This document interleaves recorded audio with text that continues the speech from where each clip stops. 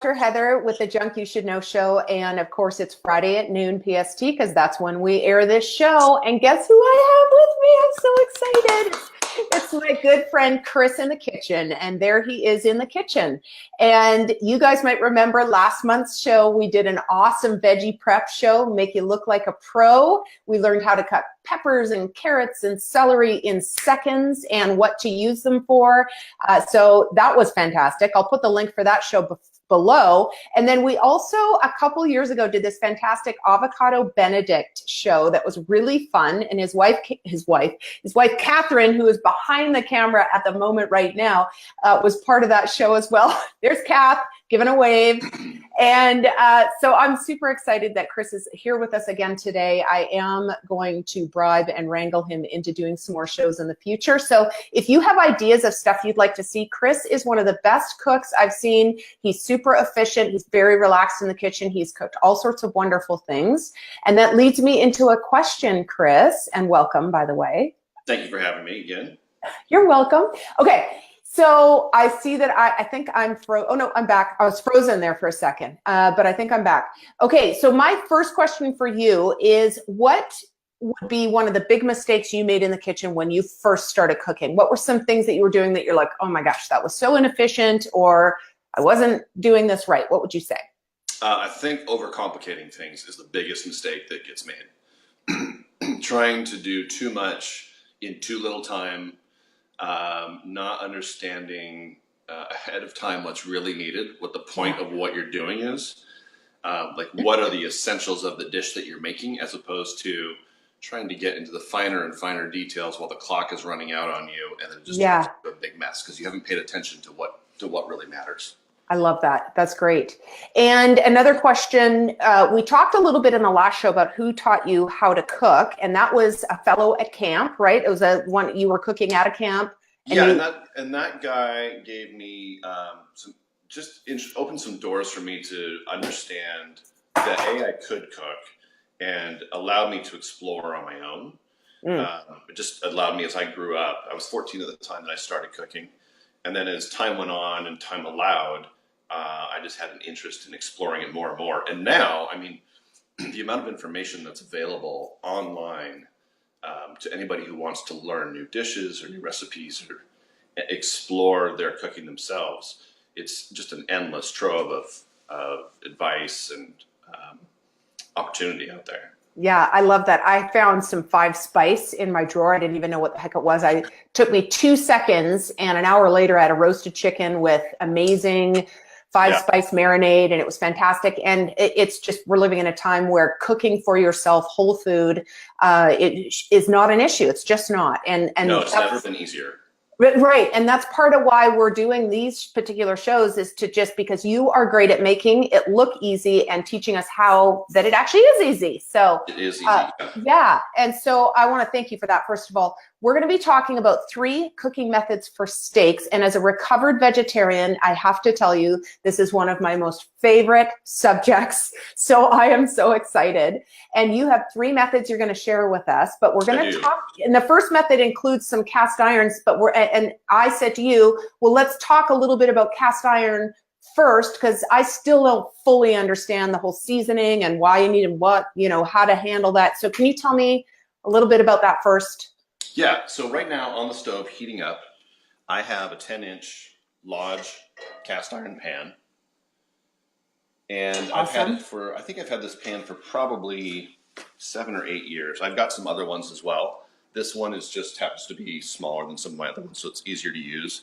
Okay. Seasoning a cast iron pan is simply just a layer of oil that has hardened and builds up tiny, tiny microscopic layers over time, and gets smoother and smoother to the point where it becomes completely nonstick. So if I were to drop, this pan is hot right now, so if I drop water in it, it'll steam right away. But when this pan is completely cold, if I drop water in it, you'll see it beat up and just run off. So it's this impenetrable layer of oil. And that comes from just taking care of your pans the right way over time. So I never use soap when I clean up my pans, and really you don't need to. You'll be amazed at how fast things will clean up. And then I re-oil after I'm done using them and that helps preserve the finish on them, and it actually helps build that up over time as well. And so do you dry them out, you put a layer of oil on them, and then you just leave it? Yeah. And Okay. I'm really careful not to scratch them with other pans. So if you're stacking pans together, Okay. you don't want to nest pans inside of each other because they'll scrape the finish off of each other. So just take like a dish towel and line your pans. Okay. You set something else in. Oh, so that's a great idea. Yeah. Hey, and I know a big problem with, or a big complaint with cast iron is the fact that those handles get really hot. So I've got my oven mitt ready to go. If things get too warm, then I can help you. So I'm ready. If you need my assistance, you need my Perfect. Thanks for coming on the show. This took a turn. I'm not gonna lie to you. It took a turn. So we are doing method 1. We are cooking a steak in cast iron. Can you tell me a little bit about the meat that you guys like to use for your family? Yeah. Okay. So today I have just from the grocery store a nice New York steak. Nice. And just as an example for grilling today. But I also wanted to show you some other things. We'll talk about this a little bit in just a second here, but okay. I don't know if you can see this. I can. This is antelope from my next door neighbor, who's oh my goodness. A very responsible and avid hunter. And we have reaped the benefits of his work in the mountains. Okay. So elk, venison, antelope, just this beautiful meat that he has brought home to us. It's super, super lean. It's delicious, but it also has to be treated with a lot of care. And this cooking method is perfect for talking about game. Okay. Any kind of meat that has very low fat content will cook super quickly, and it'll go from being medium to overdone in no time at all. Okay. So this method that we're going to talk about with cast iron is a really nice way to control that heat so that you're not ruining a brilliant piece of meat. Yeah. Okay. That's good. On the flip side of that, I just pulled this out of our freezer. Oh my word. See the size of this thing.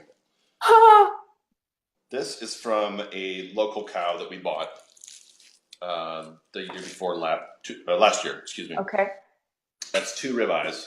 I think it's probably about 2.5 pounds. And we bought, I want to say, a quarter of the cow. And you can buy beef locally, both from local butchers who are sourcing cattle from local farmers and selling quarters or eighths of a side of beef. Yeah. But this cow is from the neighborhood. It's grass-fed. It just roamed a field. It was owned by a local person who had, 8 cattle. And there's all sorts of situations like that to acquire beef. And it's beautiful meat. It's really, really good. It tastes different than what you get in the store because the water content is so much lower. The fat's always the giveaway in the meat. When you taste the fat, when it tastes really clean and has sort of a sweetness to it, you can tell that cow is really healthy. It's a really high quality piece of meat. That's awesome. So let me just say 2 points about that, because I'm going to put a link to US Wellness Meats down below. If you live in an area that you just literally cannot get local meat, US Wellness Meats does a great job of delivering grass-fed, very clean meat and pork, and based on your order. So they are a nice resource to have. And then also, just for those of you who are like, I just don't get the whole grass-fed thing. If you've heard the word omega-3 in your life, that is one of the main reasons that we want to eat grass-fed meats, is because it has an incredible abundance of omega-3s, which is for brain food, for all functioning, for general health, immunity, all of that. And the problem is that our corn-fed cows are way too high in omega-6s and 9s, which creates a crazy inflammatory response in your body that's ongoing. And so that's why beautiful meat like you have there, Chris, is essential for us when we want to eat whole food and clean. So thank you for sharing that. And just one more thing about that kind of buying meat that way, where you're buying a quarter or an eighth of a cow. Find a friend to split that with if it's too much. Yeah. Because an eighth of a cow for us, I think, was about 60 pounds of meat. Like when it shows up in coolers. I don't know if you've ever seen 60 pounds of wrapped meat. So if you don't have a freezer to keep that in, it's a bit of a bugaboo in terms of what am I going to do with that much meat. Yeah. But splitting that with somebody else helps that. But the biggest thing about that too is the cost of the meat is so much lower than you'd expect. it is cheaper for us to do this than it is to the grocery store. Yeah, that's amazing. Run of the mill, mass produced Corn-fed steaks or whatever. Yeah. Yeah. I think that's people are dissuaded by thinking it's going to be way too expensive. I can't afford grass-fed meats. But when you do it that way, and I know you guys are so good about getting really wholesome, great food for your family on a budget, and that's fantastic. And that you've just dissolved anybody's anticipation about, oh, I don't want to do it because it's too expensive. So thank you for that. So okay.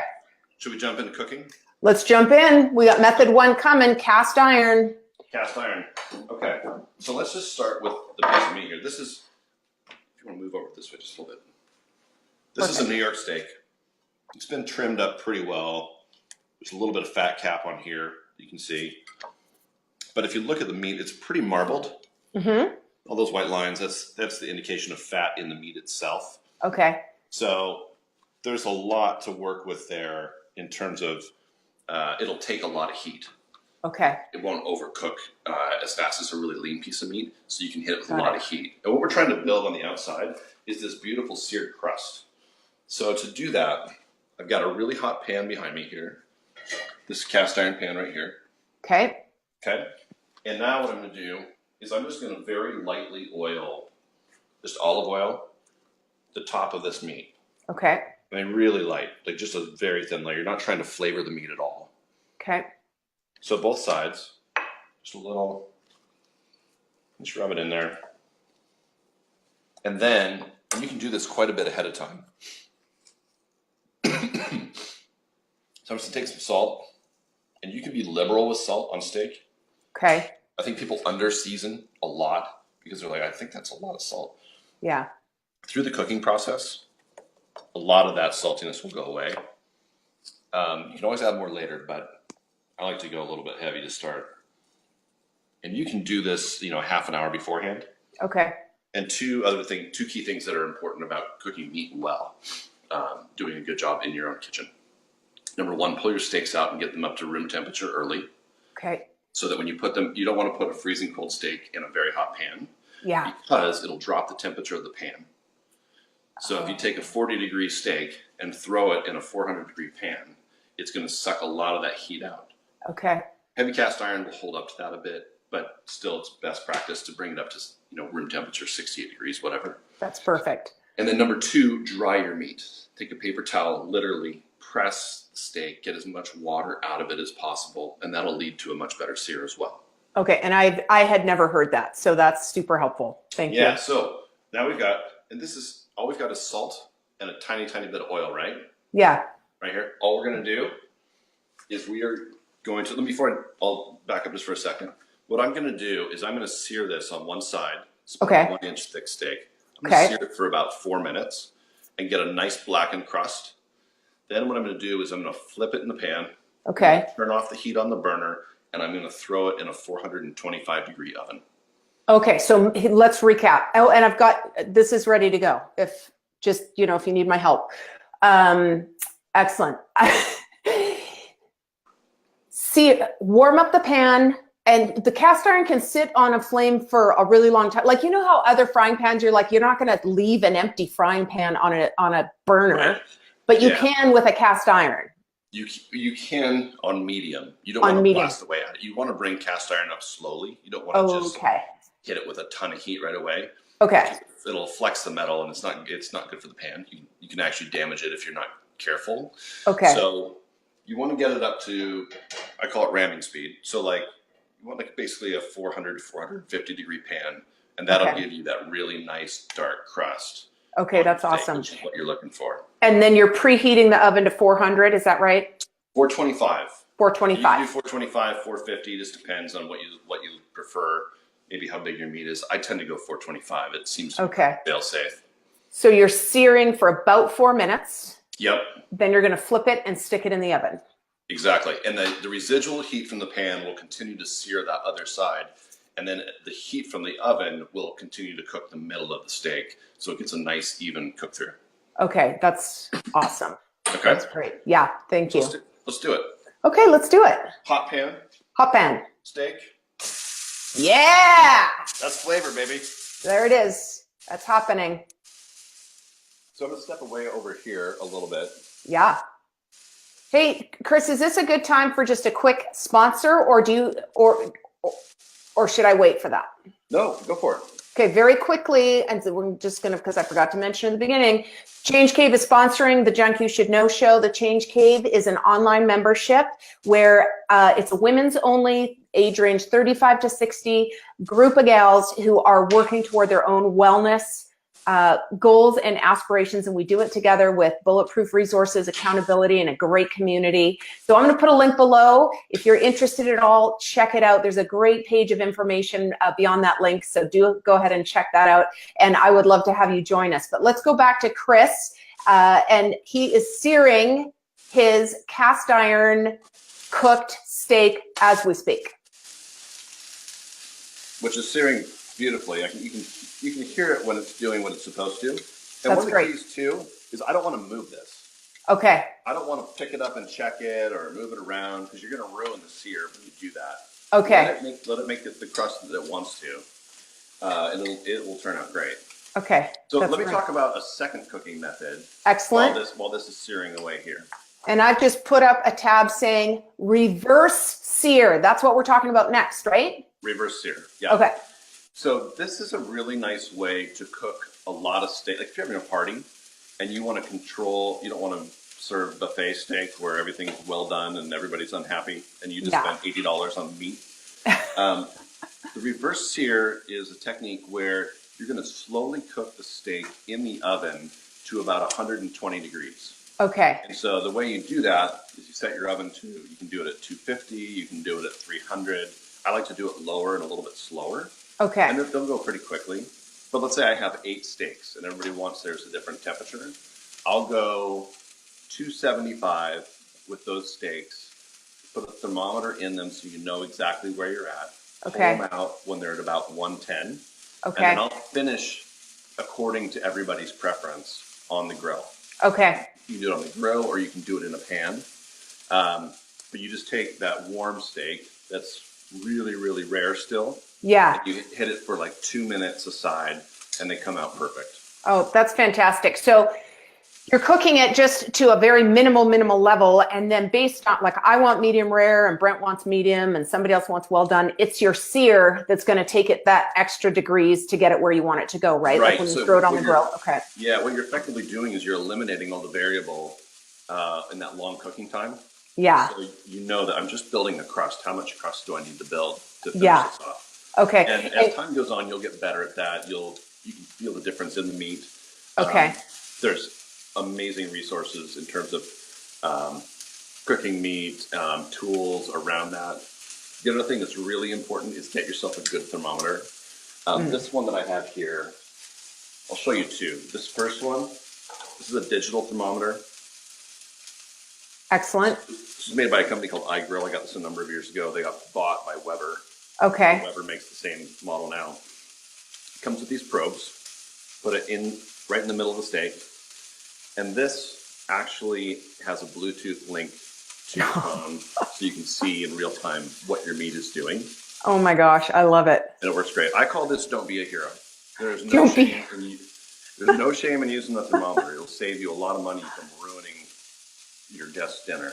I'll tell you, I switched to a thermometer many years ago. I don't like cooking meat without it. And you're right. There's no need to try to be a hero because it gets very expensive if you overdo it. Exactly. Okay, so we're right at 4 minutes right now, Heather. Okay. So I'm going to turn off the heat. I'm going to take my steak and flip it. Look at that. That's amazing. Beautiful. Oh, so That's pretty. exactly what we're looking for. Yeah. And then now it's going into Perfect. my 425 oven. 425 oven, and how long is it in there for? 4 minutes. And then I'm 4 or 5 Awesome. minutes, somewhere Okay. in there. So right now, yeah, we'll watch the clock. I'll pull it out, and then I'm going to let it rest. Okay. Let's talk about the rest. Like, is meat tired? Why does it need to go night for a while? Meat needs a nap.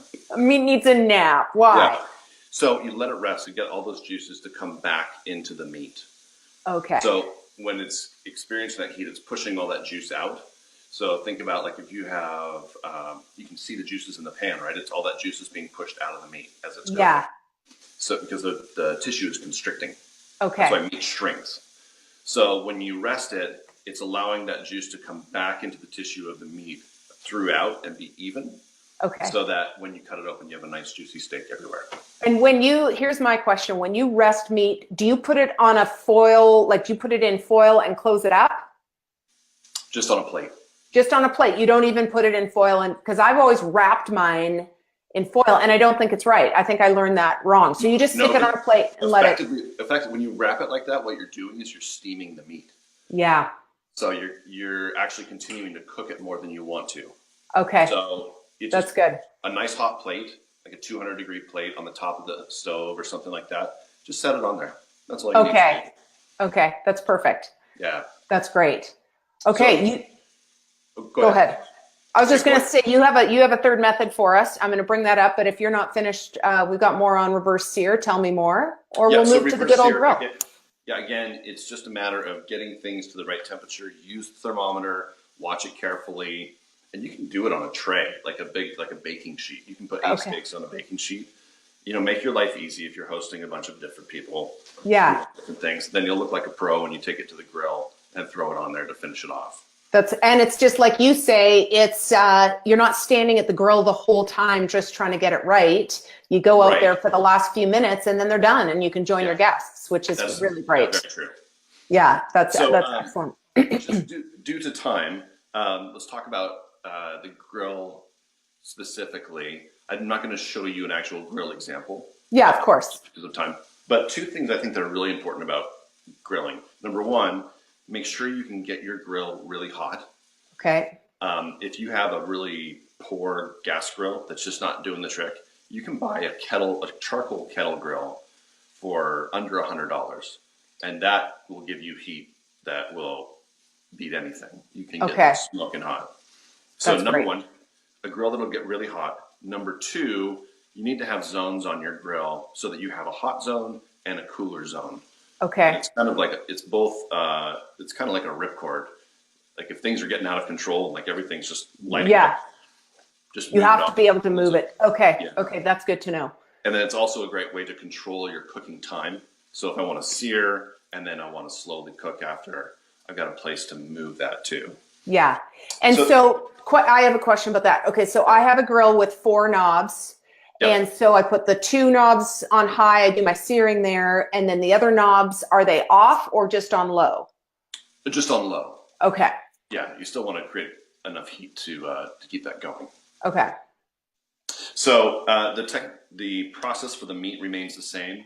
That little bit of oil on your steaks will make a really nice sear mark on the grates themselves, keep it from sticking, which can be a problem if you're not taking good care of your grates. Okay. And the other thing too, if you've got, a really kind of discount barbecue, you don't need to have $1,000 gas grill to cook well. But one thing you can spend a little bit of money on is aftermarket grates. You can buy cast iron aftermarket grates, and we can put up a link for a couple different options on that. That'd be great. They take a while to heat up, but once they're hot, they're smoking hot, and they stay that way, and they prevent flame ups, they prevent uneven cooking.